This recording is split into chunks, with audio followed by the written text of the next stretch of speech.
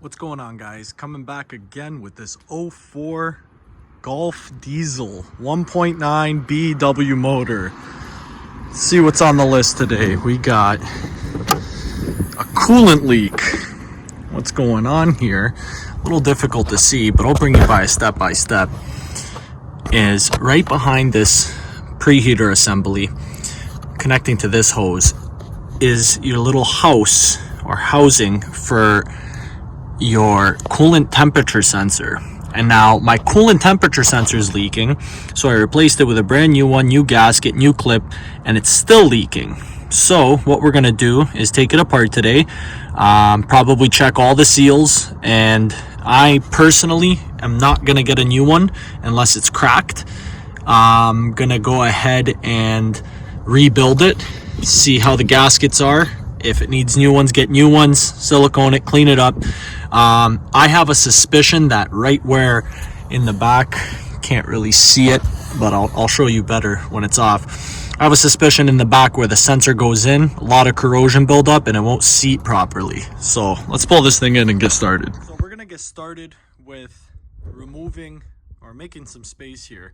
So we got to get access to right here. So we're going to start by taking off this clamp and this clamp to get that hose out of the way. You're going to have a couple of 10 mil bolts holding this thing down, right down in there. There's another one. We're going to get this box right out of the way and go from there. Now that we have it propped up like this little hose right here goes to the back of your air box. Just give that a little bit of a pull, pop it right out. Now we got space. This doesn't apply to me because I'm all the way empty on coolant, but if you got coolant, pull the bottom rad hose off, drain this thing out. Don't try and do this quick fix. It's gonna be really messy. I'm really low on coolant, so not much should come out, but the next step, you're gonna take off this clamp right here. Sorry, that clamp right there, and then that bottom one right there. All right, we'll do those three and go from there. Once you got your coolant drained and those clamps off, out of the way, right off the bat, I think we found a potential culprit. This is very weak. Might have even been leaking. I don't think so. It looks fine on the inside, more or less. I mean, it doesn't look fine, but we're gonna fix that up while we're already doing this. Your next step, though, we're gonna go ahead and take one 10 mil bolt here and one 10 mil bolt right there. Take that off and just take off that preheater assembly so we can get access to the 10 mil bolts holding in our coolant temperature sensor housing. All right, now that we got the housing off, inspect this. Looks like the gasket could do some it could use some love, not gonna lie. So we'll clean this up and set it aside for now. And let's take a look at what we got going on in here now. So here's your sensor. Let me put this flashlight down. Here's your sensor, right? This is where it goes in. You got your clip. Now my suspicion is that I got a lot of corrosion buildup there and my O-ring just can't handle it. So we're gonna find that out real soon. Next step, let me see if I can get the camera down in there. You got a 10 mil bolt. Where are we here? So we're gonna have to get this hose out of the way. This one over here. Can't really see it. I can feel it and I know where it is. It's right there. Fingers right on it. I don't know if you can see from the glare on the flashlight. There it is, right under the hose. That's number one. And then number two, you're gonna have to get this harness out of the way. Just pulls right off. Number two is right there behind this harness. See if I can peel it away just to show you.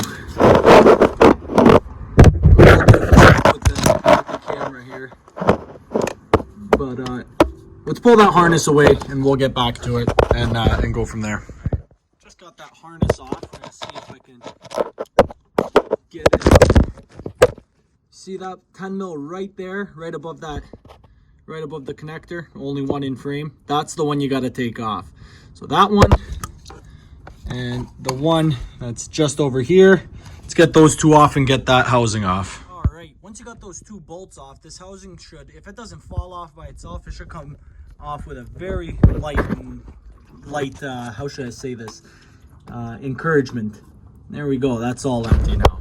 So let's go ahead and pop this connector off and take a look at this thing. All right, now that it's out, let's take a look in here. Oh, if I can hold it steady for a second. Look at all that corrosion. That's bad.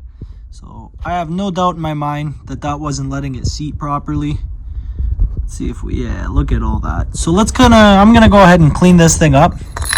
Let's get it nice and clean, looking like new. Get a new seal in there and clean up on the engine. Take a little bit of a razor blade. Very careful around these wires. Let's clean up that surface as well and start putting this thing back together. All right, so now that it's all cleaned up, I put a new gasket on and siliconed it as well. So you can't really see in there, but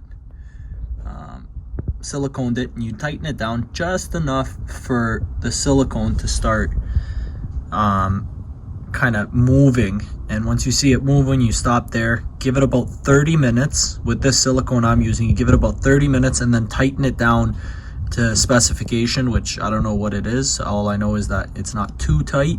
So just get it in there snug afterwards and then proceed to the front one.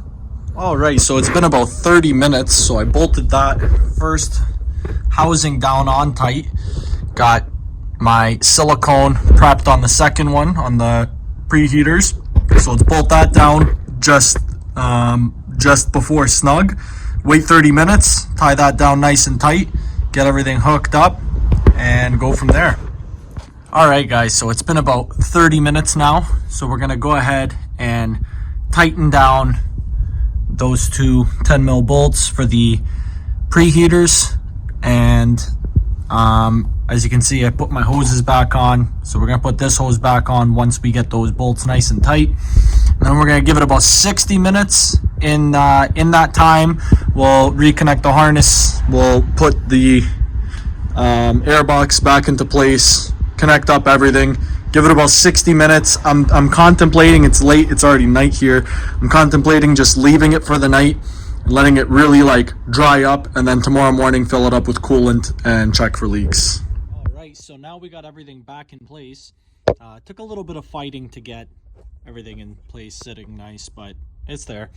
Don't forget to plug in your connector up here. You're gonna have running problems if you don't. And your vacuum hose right there, don't forget that. Your preheater plugs, plug those in, get those clamps on, make sure everything's seated properly. Give yourself a nice once over. And yeah, we're gonna give it a little bit more time just to see how far along we can get before I fill this thing up and check it for leaks. But it's looking good right now. I mean, empty. I did go ahead and brake clean and clean up as much of the coolant down here as I could, just so I can see if any fresh coolant is leaking out very easily. I'm gonna go ahead and clean the underneath of the car as well. Might as well, because if we're not leaking, I don't want any driplets from the previous coolant leak to get all over my driveway and fuck it up even more. And here we go, guys.